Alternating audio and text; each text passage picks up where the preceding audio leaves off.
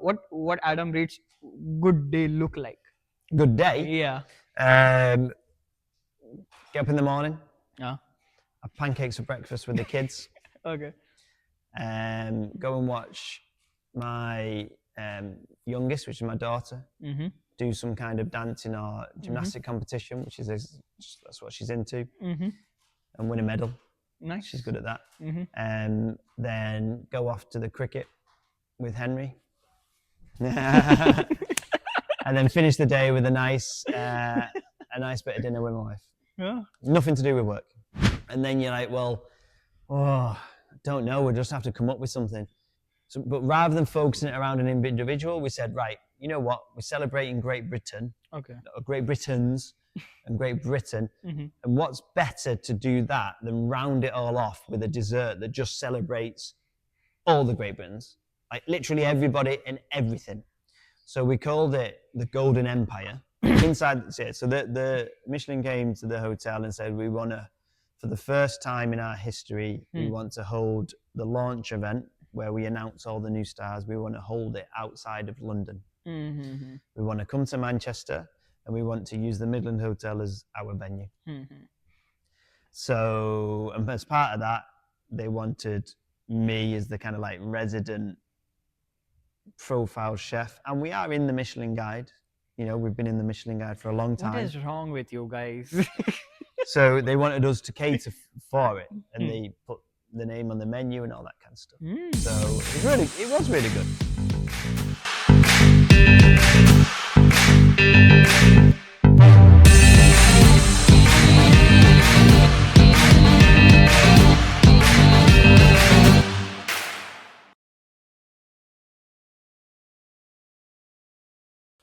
When you tell all of this, right, about what the people had, the cooking pot and everything, since you looking at the British cuisine right now, and you said that there's a northwestern accent touch or northern touch to it, what does that mean? Or like, first, what does that mean? Please explain that as well. And along with that, why did you choose that, like British modern cuisine and with a northwestern accent? Yeah, well, I mean, basically, you need to identify yourself so people know kind of what to expect. And modern British is a term that a lot of people use now, a lot of chefs use. Okay. And it's kind of like, what is it? Who knows? It's just kind of like, you know, it's a way of saying that we do modern cooking using British ingredients a lot of the time. I wanted to kind of have a bit more of a focus on the style of cooking than just using British ingredients. But then also it's a little bit of a nod to the fact that when you come in the French, obviously for one, it's called the French, which is quite confusing. But for two, it's quite a ornate environment. So you don't really get British from that. You get more French. So it was a good way of maybe saying, this is modern British cooking, but it's with a northern accent, which without saying it, hopefully kind of gives people the impression and the understanding it's going to be down to earth. It's going to be very normal. It's like, You don't need to be anxious. Correct. Like, yeah. Let's not think this is a fancy restaurant where you're going to feel out of place. It's just a nice fine dine experience. Yeah. So, like when you say, by the way, what do you think about French cuisine? For me, I had a 6-course at a place yesterday. I wanted to have that experience, that what exactly is so French and everything around those lines. It wasn't bad at all, but it was very new to me to understand everything. Like, okay, why the way it is? Because I wanted to see and be and try and understand everything. What I learned is it's very different, way different. Like, I wouldn't imagine putting those two things or those flavors together in such a way, which in a menu. Yeah, or maybe in a dish that it looks like it tastes that way. That's why where I say to you, I am as you may be familiar with the radish taste or like whatever, I am familiar to certain kinds of taste. French tastes were very creatively different for me. I won't say those are bad or good, but just different. Yeah. Like, I couldn't imagine mustard and something going together and okay, that's a dish. Yeah. That's how it works as well. Interesting. Yeah, but again, that's kind of, and it comes down to palates and what you're used to eating, doesn't it? But that style of dining is a very, Well, I was going to say it's a very Western style, but it's not actually, because if you go to Japan, like an omakase restaurant is exactly that. What restaurants? An omakase, so it's kind of like in Japan it means like the chef's inspiration. So it's like a tasting menu basically. Just everyone thinks Japanese cooking is just sushi. No, it's not. There's like a whole good. So yeah.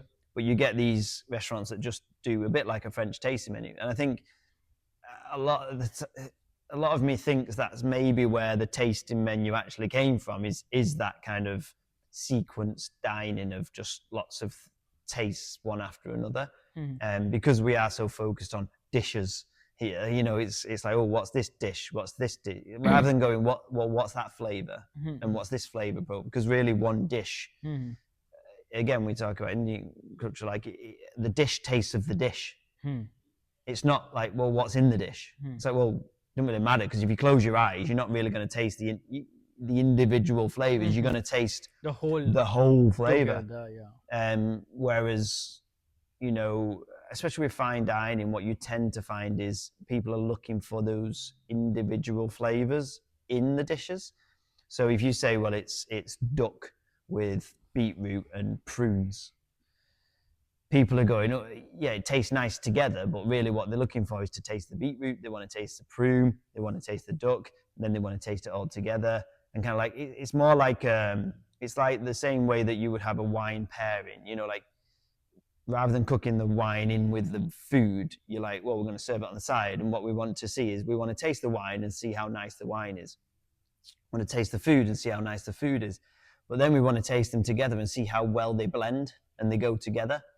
And you're like, it's like designing your wardrobe, and you look at your, you know, designing a dish on a tasting menu. It's like you look at your wardrobe, the way you dress, and you go, right, I like this top, I like this bottom, they're delicious, they're lovely. That doesn't mean they go together. Okay. Do you know what I mean? Yeah. And it's like, it's very simple. It's like, it's not this kind of like blend of spices and flavors and bringing it together to create one flavor. It's just, I've got duck, I've got beetroot, they taste nice together. There you go. It's quite simple, you know, it's quite simplistic. Okay. When you went from this, you know, so this is a very traditional building, and previously, you know, it was very classical, if I'm not wrong. And when you shifted from that traditional model to casual fine dine, how did guests respond to that? Well, okay, because we were in a good position because, well, it was hard because I changed it when I took over. Obviously, there was a period where I worked here for Simon Rogan, and before that was when it was very, very classic French. So the main change was going from the old French to when Simon took over and I came as his head chef, because the big change there was the food. The service changed as well, but it still stayed a very formal, traditional French service. But the food was completely different, like a million. And it was amazing for the restaurant because previously it had gone like this, like dropped right down, and there was maybe 10 people who came fairly regularly. But that's not going to keep a restaurant going. Before 2016, you say, right? Before 2013. Okay. And then, so Simon come in, changed the food completely for this restaurant.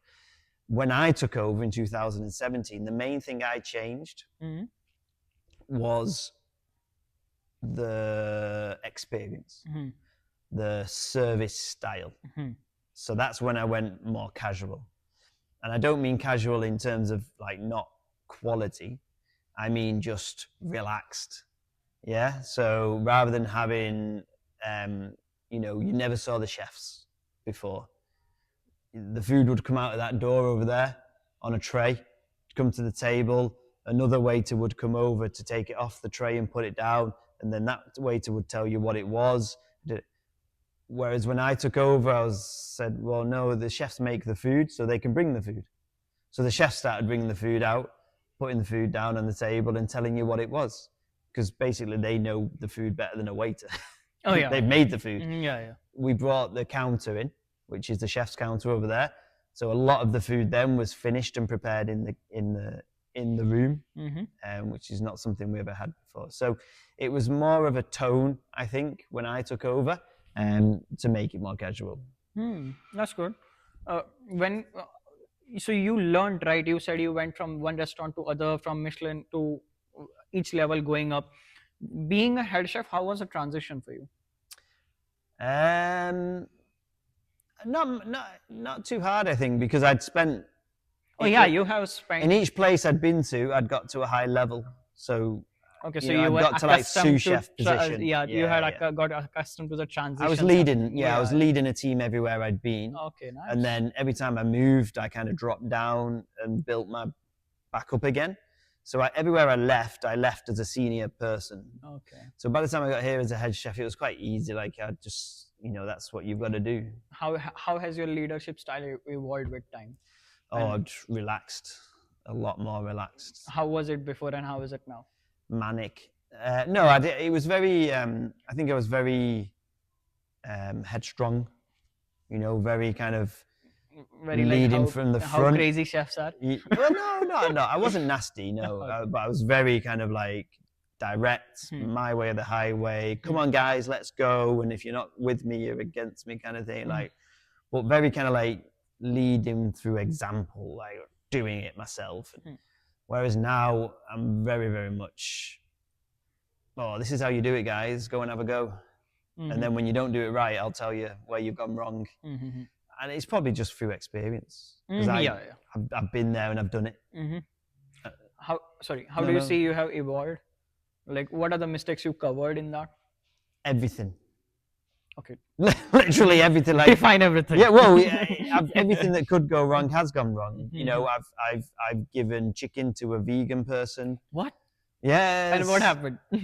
Well, I just apologized and gave him a free meal afterwards. Like, what can you do? Like, it was in the middle of a 40 cover service where we were short-staffed. We say they wanted a dish that doesn't come as vegan, so we had to alter it mid-service, and then we just made an accident. We just gave her the wrong plate of food. Okay. Was it a big mess? Well, it was a big mess, and I felt bad. But then I thought afterwards, well, if you turn up to a restaurant that doesn't specialize in vegan food and say, I'm vegan but didn't tell you, we do our best.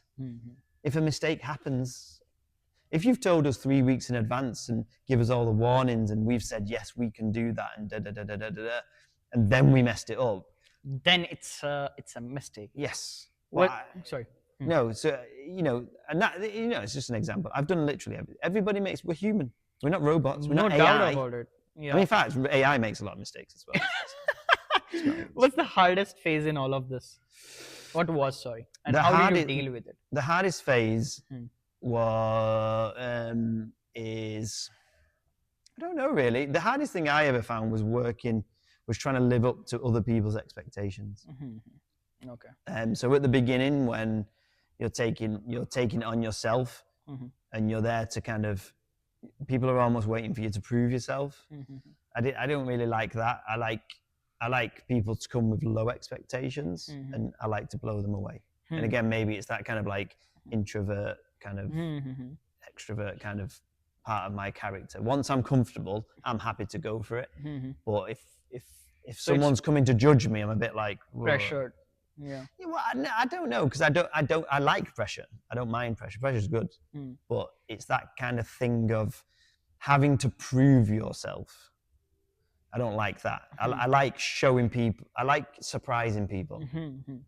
I don't like people coming thinking, "Oh, this guy's really good," and then having to be really good. I don't know. It's hard to explain. It's like an athlete turning up to a 100-meter sprint. Everyone knows they're the best in the world, and everyone's expecting them to win. But sometimes that can be the hardest thing. Yeah, is doing the thing that everyone knows you can do, and just doing it. And that's what the best athletes, like your Djokovic's in tennis and stuff like that. They're the best. They're the ones who have it up here to just not feel that pressure. I love the pressure of like, just, this is hard work, let's go for it. Coming yeah. That pressure where actually we know you can do this, but there's this much ability to do it, like, and there's a very small amount of people in the world that can do this. So go on, do it. Yeah, it's hard. That. Yeah. Yeah. I understand what you mean. Yeah. What are the 2 to 3 or like failures you would like to mention, which were hard for you, or which you are glad that it happened? Well, the failures is probably the hard. I'm trying to think. Redirection, or however you No, want to I don't think there's anything really that I would. I don't like to live in the past and dwell on things, you know. So if we make a mistake, you learn from it, you move on. Yeah. Doesn't matter how bad a mistake or something that can happen.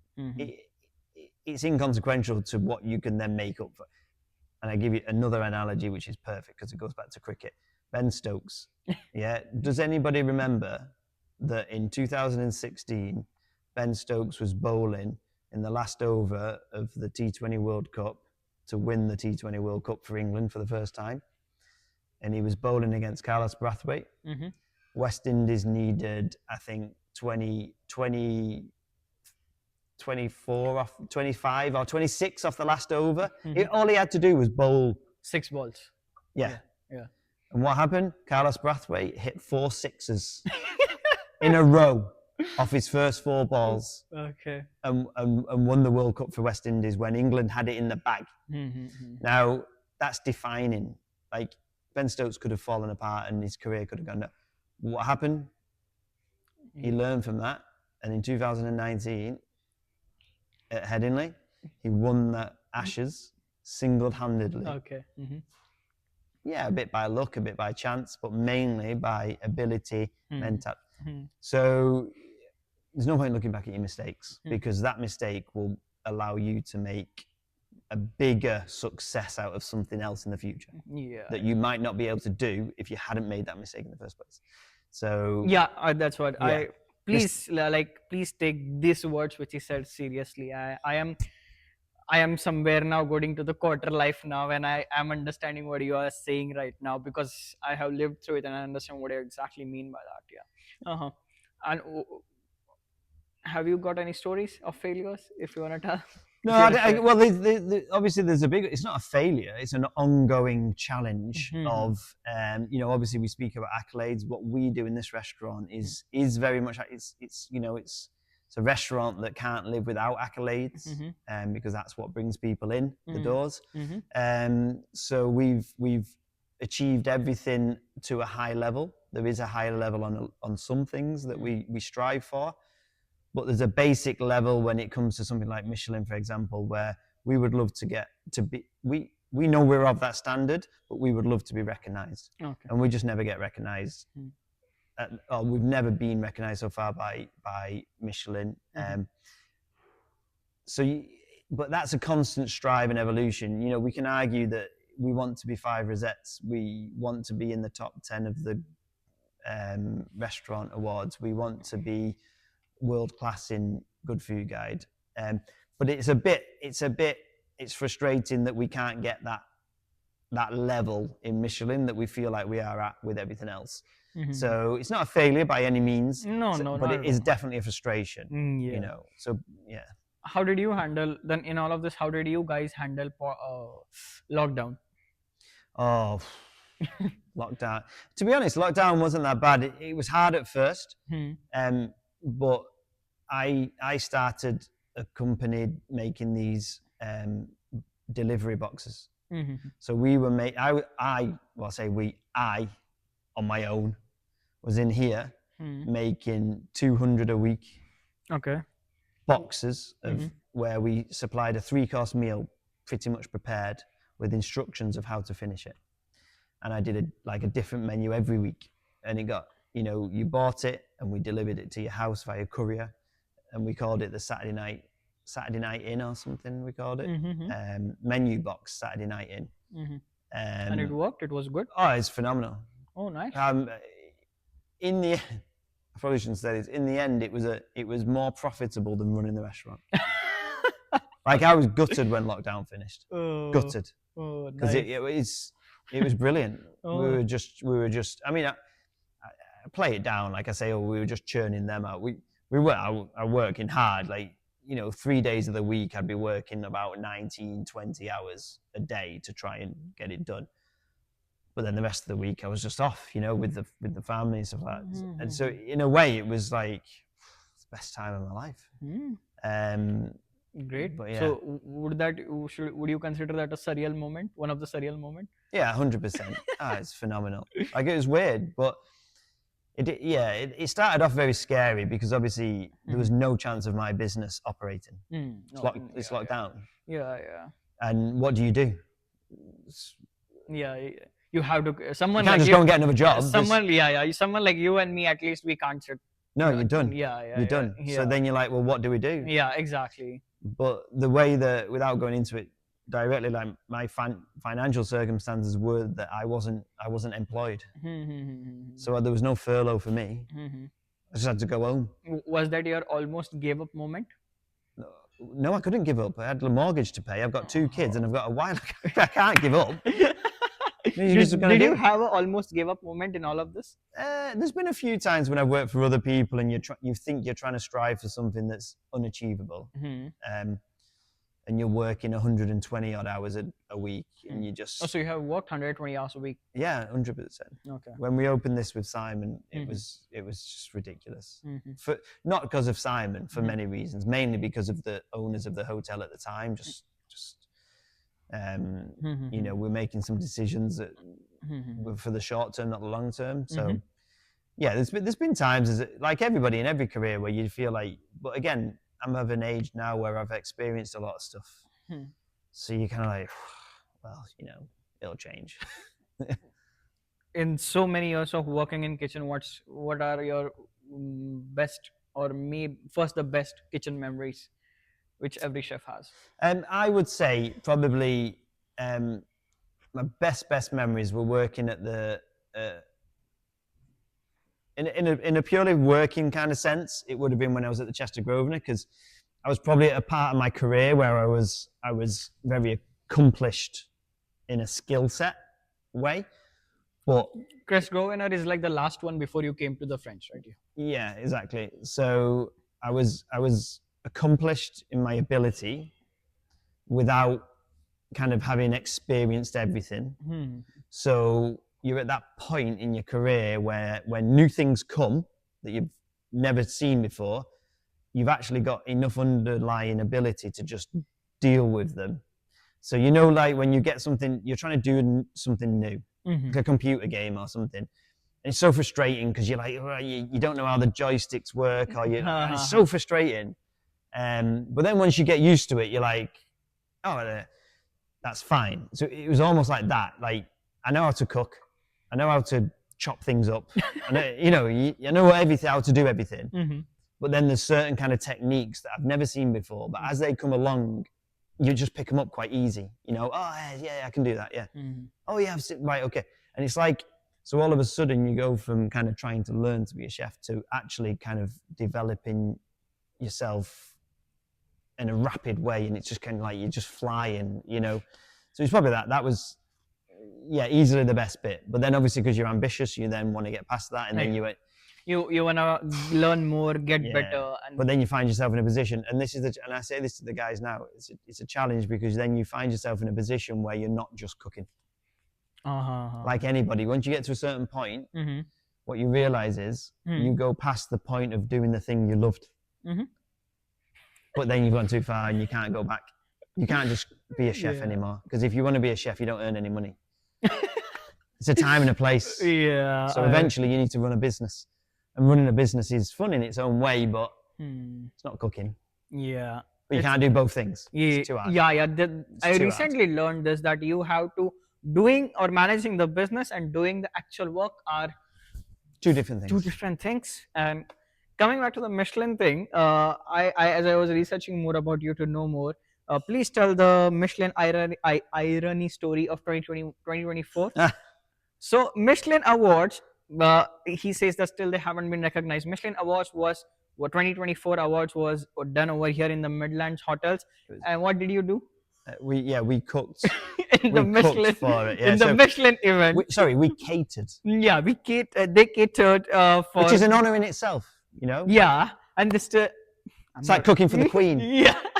We cooked for every Michelin star chef in the country in one go. In 2024, where they were hosting for awards of that one particular year. Inside, so the Michelin came to the hotel and said, we want to, for the first time in our history, we want to hold the launch event where we announce all the new stars. We want to hold it outside of London. Mm-hmm. We want to come to Manchester and we want to use the Midland Hotel as our venue. Mm-hmm. So, and as part of that, they wanted me as the kind of like resident profile chef. And we are in the Michelin Guide. You know, we've been in the Michelin Guide for a long time. What is wrong with you guys? So they wanted us to cater for it, and they put the name on the menu and all that kind of stuff. So it was really good. It was really good. But obviously with that, and it's a double-edged sword because you don't expect that you are at that level. But obviously we like to think we're at that level because of the other accolades that we've got. So it's a bit of a bitter pill to swallow because you know you're doing this because they respect what you are, but they don't respect it enough to give it any accolades. I would say it's cool, man, considering what the accolades which we see. Yeah, exactly. And coming to that, the same accolades thing, the Great British Menu, could you please explain what it is exactly? Great British Menu is a television program that's been running for 26, 27 years, maybe. Oh, that's nice. And he has won it twice. And so, so as a chef, you go on and compete. The idea is to go with a menu. You cook your dishes for that menu, and to win it is to get one of your dishes on the end menu, which is then cooked at a banquet for whoever is being celebrated by that series. So the very first one was to go and cook for the Queen. You cooked for the Queen? No, I didn't. Okay. But the very first series of Great British Menu, when it was conceived, the very first series, the banquet was being held. It was cooking for the Queen. So it was massive on it, and all the way through each series has been. So the first one I did, the first series I competed, I got my dessert to the banquet, which was the Golden Empire, and it was basically a golden apple. It was blown out of sugar, so a bit like glass blowing to make a light bulb. So we made an apple out of golden sugar, and we filled it with an apple crumble and custard. So you can see that kind of like humble British dishes, but then elevated. So the pot that we did it in, the bowl, was made of pottery, handmade by our potter, and it was a giant golden apple. You took the top of the apple off, that was the lid, and the bottom of the apple was the bowl, and inside it was this golden apple with an apple snow. It was lovely. That's great. Yeah, please finish off. So that so the banquet we were cooking for there was it was I can't remember who it was for, the people.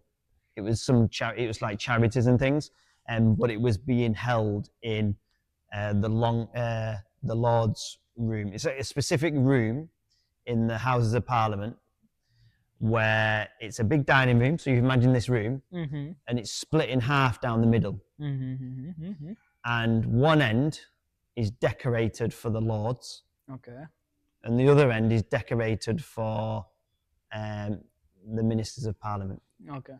So if you imagine one end is very opulent, very fancy, very a bit like this room, like very beautiful, decadent, and the other end is a bit more simple.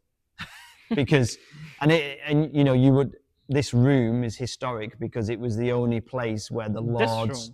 No, the room where we held the banquet, the Houses of Parliament. Yeah, so that room was very unique because it's the only room where the Lords and the MPs would ever congregate together. Okay. But such is the class system in the UK that even there, the room was split in. Even though it's the same room, it was split. They decorated half of it for the posh guys and the other half for the commoners. We haven't just taken this to other countries. We live it ourselves. We're so bad in this country that we have to discern who. Well, yeah, we're all British. Yeah, but we're posh British. You're not. Yeah. Well, I considered it like British I still have an image still like British, classy and posh, regardless. That's what I consider. I quickly also wanted to ask you what was the story behind it. How did you come up with this dish of the Golden Empire?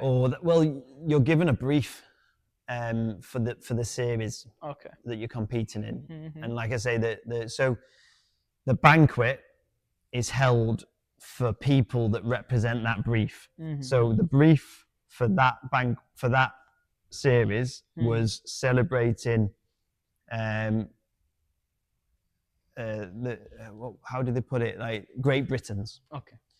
By that they meant basically, specifically they meant people, so British people who had won the Order of the British Empire medal, so MBE, OBE, CBE. So at the banquet was going to be a load of people who had won those medals, and you were like celebrating them. So throughout the series, you would have met certain people, contributors that were kind of like, you learned their story and stuff like that. So you had to inspire your menu around that. So I did a couple of dishes where I did individuals. So this is to represent. So I actually did an Indian starter. Oh, nice. So I have a friend who's been gifted an MBE by the Queen. Oh, nice. Do you want to mention him? It's called Layla and Tulla. So they have a company up in Blackpool called Layla's Fine Foods, and basically it's a massive company now, and they produce kind of like ready meals, like.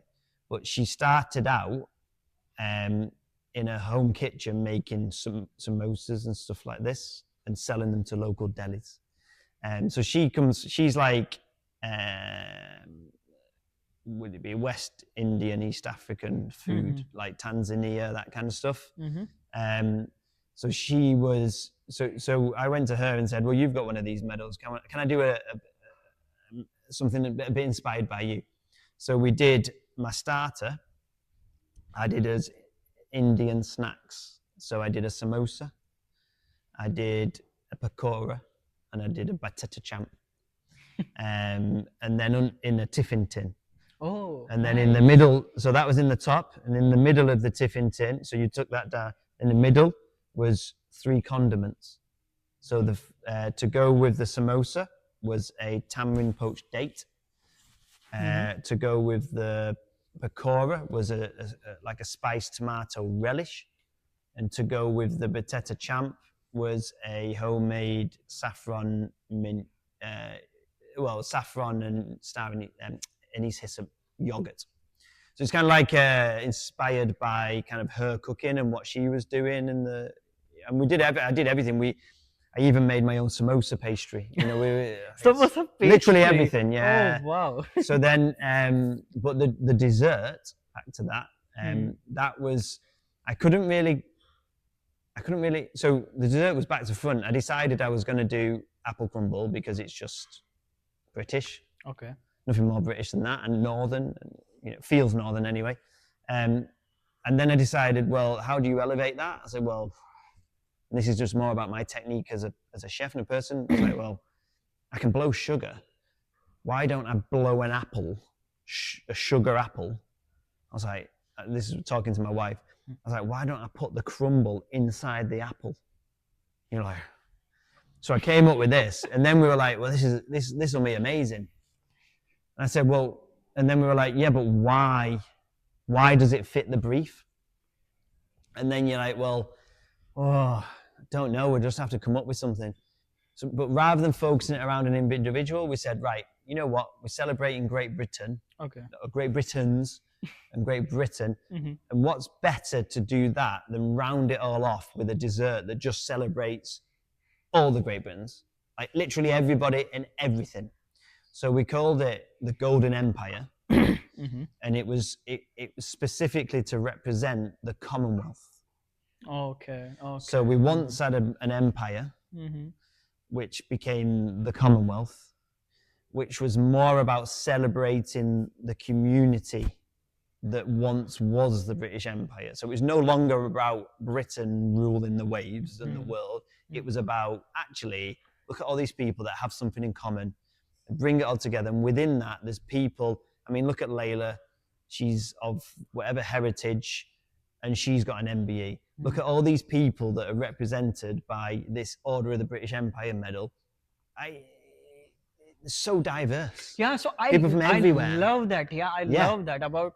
That's the thing. Regardless where, if you're doing some good work, you're recognized for that. Yes. So the dessert was you'd almost had a menu that maybe focused on certain elements of stuff. But my idea was we had this dessert that was very British, like home British, but represented everybody, literally everybody in the entire Commonwealth, and showed that everybody can go from a humble beginning, like this apple crumble, and everybody can elevate themselves within this world of the Commonwealth and what we've got to this shining golden apple where they win an MBE or a CBE, and everybody can go from these humble beginnings right up to the top. Yeah. So to represent that, in the bottom of the bowl, I got the potter to paint a rough map of the world, and we, as best as we could, we looked at all the Commonwealth countries and we painted them gold.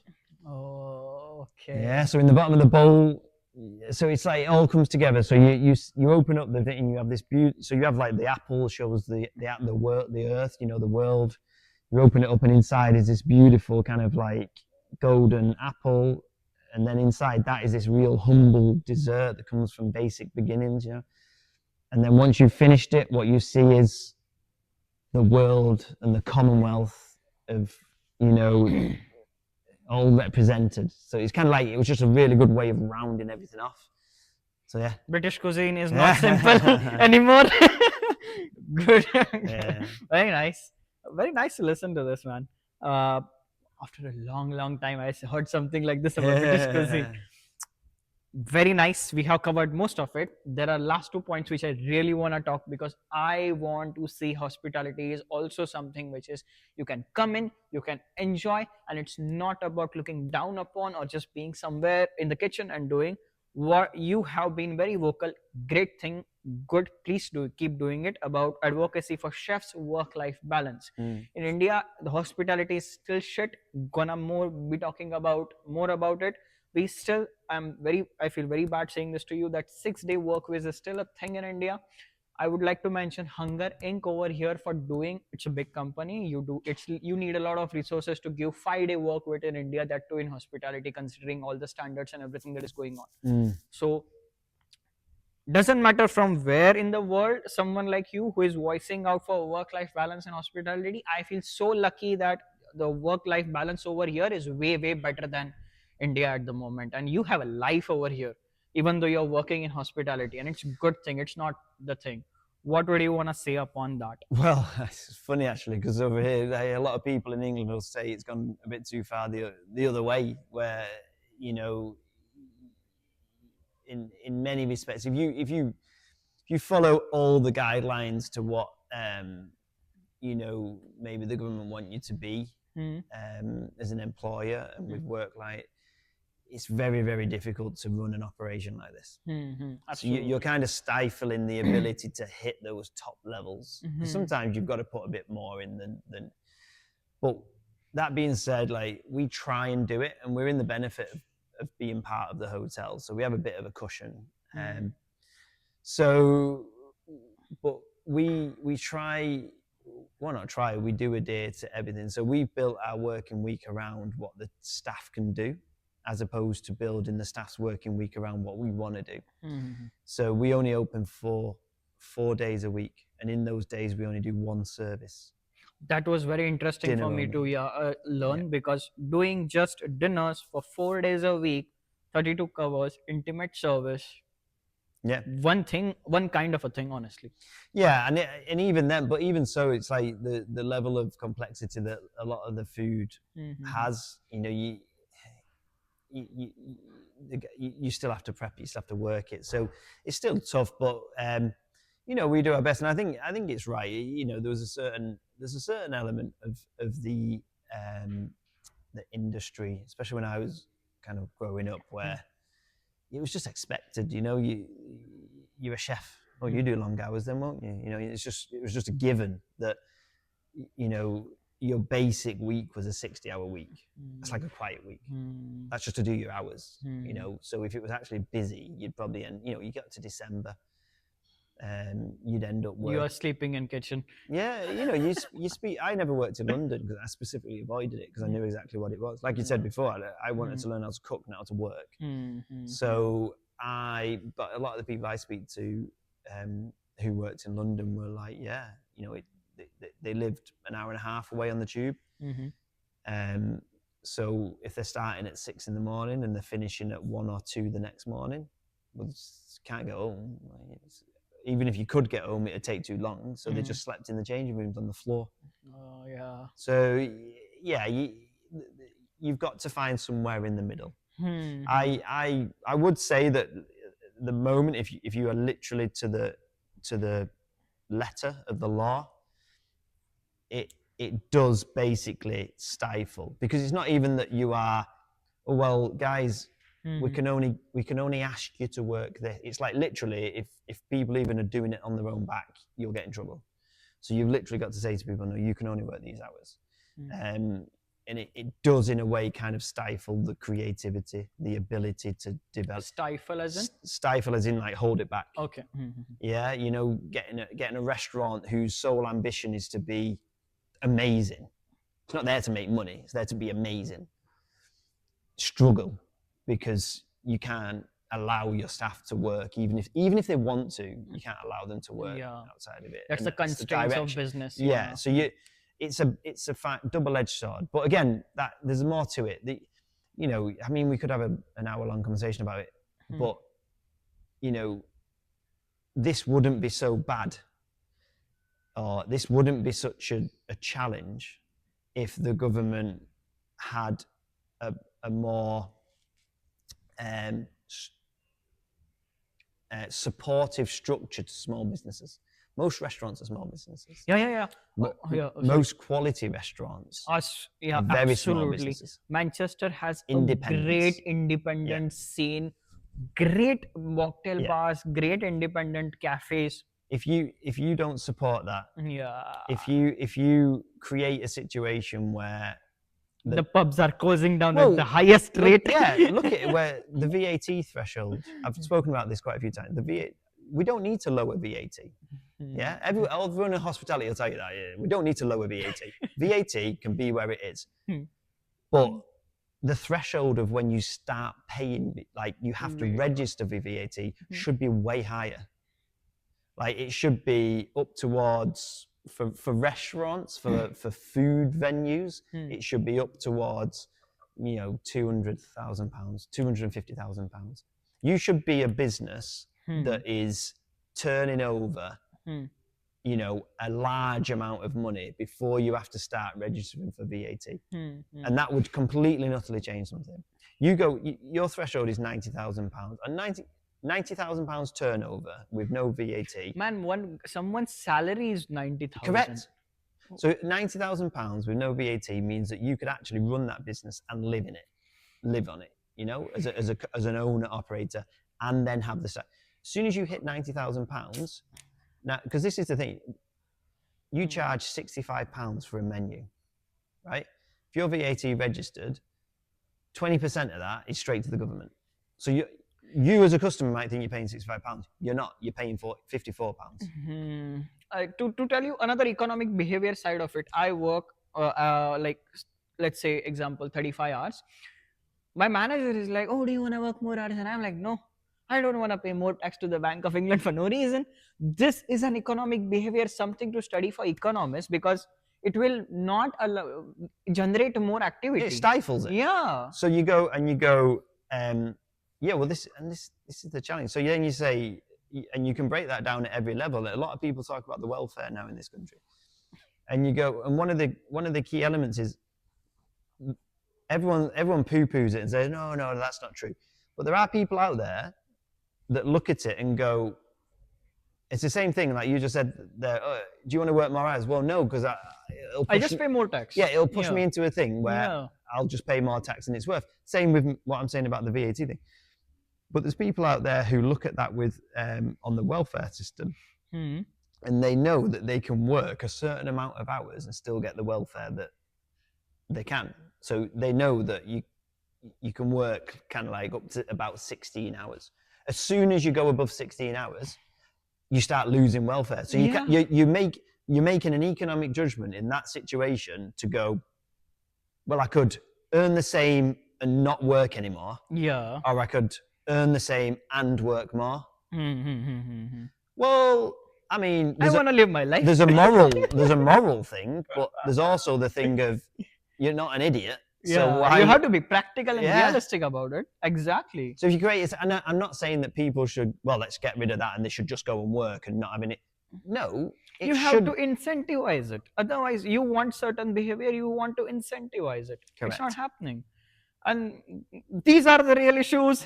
if anyone from the Labour Party is listening to me. It's sad.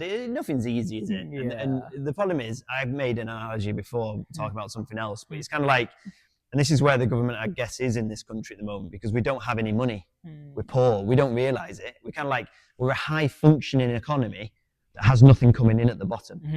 And, a lot of our history has been built on having, for want of a better, colonies, an empire. We constantly, over hundreds of years, had money flowing into the country. We don't have that anymore. Everyone's gone. It's just us. So we're a bit like an octopus. And we are out of EU. Yeah. So we're like an octopus that used to have all these tentacles dragging everything in. And then all of a sudden, someone chopped off our tentacles, but we're still trying to live the same way. And then to cap it off, the EU analogy is with that octopus with no tentacles then shot itself in the head by leaving the EU. You're like, what the fucking way? What do you want? What do you want from life if that's what you're going to do to yourself? What? Yeah. Anyway, that's funny. Aether is another office business, by the way. We are just last on the 4 questions, quick answers, because this is very interesting for you. Aether is a really great business. Aether, right? That's how you say it. Right? Aether is a really great business of his. Very nice. You want to explain the business a bit and how is it working? Yeah, well, so Aether is at Manchester Airport.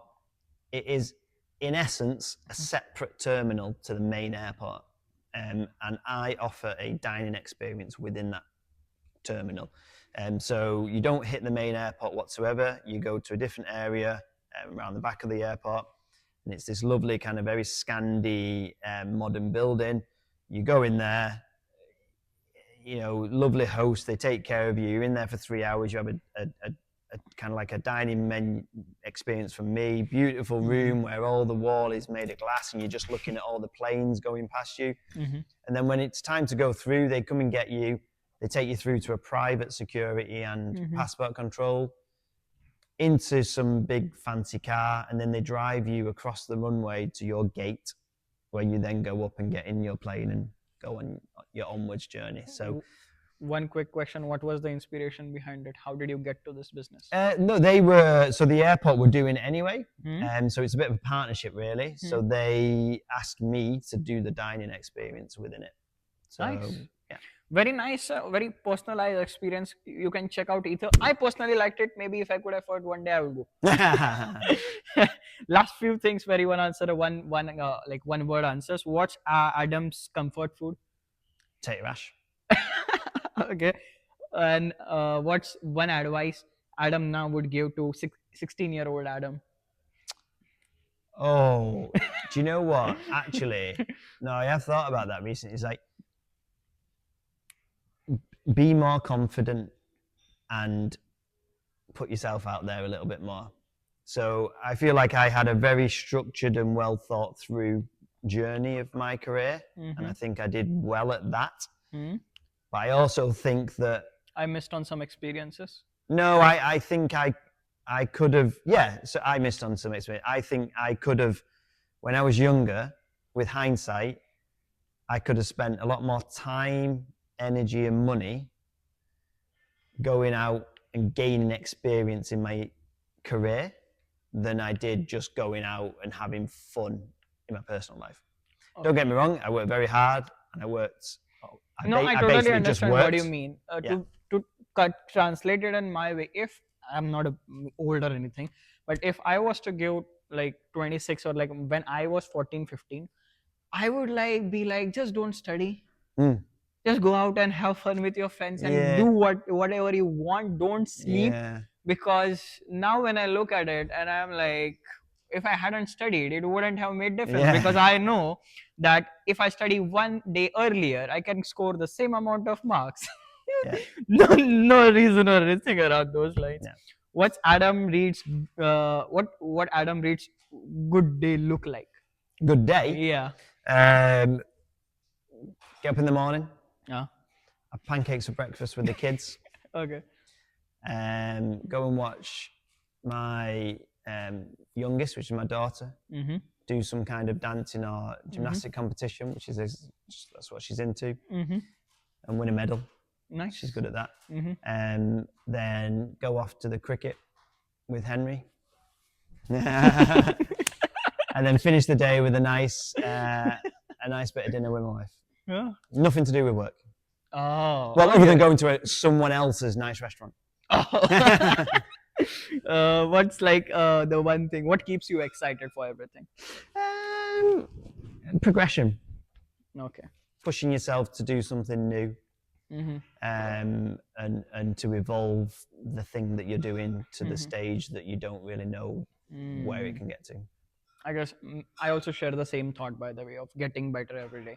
Yeah. One last thing which I would really like to point out about him: 2016 is when he won the British menu. It's 2026, the latest trend going on social media. 2016, 10 years. 2026, Yeah. we are here talking to Adam Reid today. I'm very lucky to have been here talking, to have a conversation with you.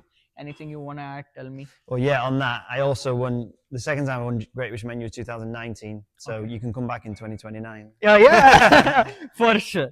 And then we'll talk about whatever more we might have to cover at that time. Right, it was good. It was one hell of an experience to be in the French. Nice, nice. This was the first time I worked really more hard to like research and check out, to arrange the questions in such a manner where you would be able to tell more. And it was like yesterday I was like wrote it. I'll show you this. See this one and this one. That's good. You can tell. Yeah, Yeah. that's good. And okay, this is what I have. I need to put it all together in certain manner. You don't often get people doing that detail of in-depth kind of research. When I looked into you, I was like, okay, he's a serious man doing nice structured work. You would also want to reciprocate the same passion. Yeah. So that's what I thought. Thank you so much for coming in. Thank you for the conversation. We would next more, if we have conversations, let's do it the more Adam French way, Adam Reid's way of more casual. Yes. Yeah. More casual. more authentic. Simple. Yeah. Thank you very much. Thank you for enlightening me about the British cuisine side. Yeah. I would want you to try more of the Indian cuisine. We have 28 states, 28 different cuisines. I promise you what you said is right. My neighbor cooks very different than what I do. Very full of variety. And that was it. Thank you for listening. Thank you for like coming in and checking out and everything. If you have any more things to ask, the comments are open. I would ask him to reply to your comments. And that is it. That was in today's menu with Adam Reid. And thank you for listening. Thank you for tuning in. And I'll see you in the next one, along with maybe Adam. Perfect. Thank you. Cool, man.